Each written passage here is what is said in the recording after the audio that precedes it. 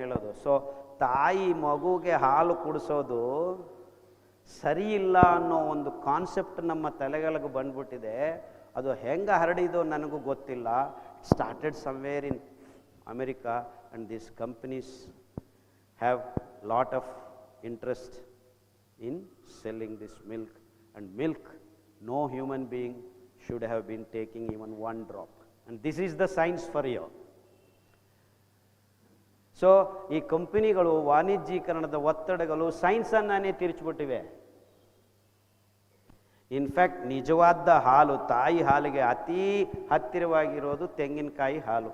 Lauric acid ಅಂತ ಇಲ್ಲೂ ಇದೆ ಅಲ್ಲೂ ಇದೆ. ಅಂದರೆ ನೀವು ನಿಮ್ಮ ಮಗುಗೆ ನಿಮ್ಮ ಹಾಲು ಕಮ್ಮಿ ಆಗ್ತಾ ಇದ್ದಂಗೆ ಕೊಡಬೇಕಾಗಿದ್ದು ತೆಂಗಿನಕಾಯಿ ಹಾಲು, ರಾಗಿ ಹಾಲು, ನವಣೆ ಹಾಲು, ಸಜ್ಜೆ ಹಾಲು, ಎಳ್ಳಿನ ಹಾಲು, ಇವೆಲ್ಲ ಪದಾರ್ಥಗಳನ್ನು ರಾತ್ರಿ ನೆನೆಸಿ ನೀರು ಹಾಕಿ ರುಬ್ಬಿ ಬಟ್ಟೆಯಲ್ಲಿ ಹಿಂಡಿದರೆ ಹಾಲು ಬರುತ್ತೆ.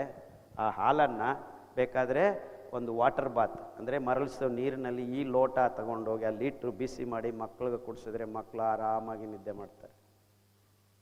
In fact many kids who are ಹಠ ಹಿಡಿದು ರಾತ್ರಿ ಹೊತ್ತು ಉಚ್ಚೆ ಮಾಡಿಕೊಂಡು ಬೆಡ್ಡಲ್ಲಿ ಇಂಥ ಪ್ರಾಬ್ಲಮ್ಸ್ ಎಲ್ಲನೂ ಸರಾಗವಾಗಿ 6 ವಾರದಿಂದ 6 ತಿಂಗಳ ಒಳಗಡೆ ಈ ಬದಲಾವಣೆ ಮಾಡಿರೋರು ಎಲ್ಲ 100s of kids are doing well.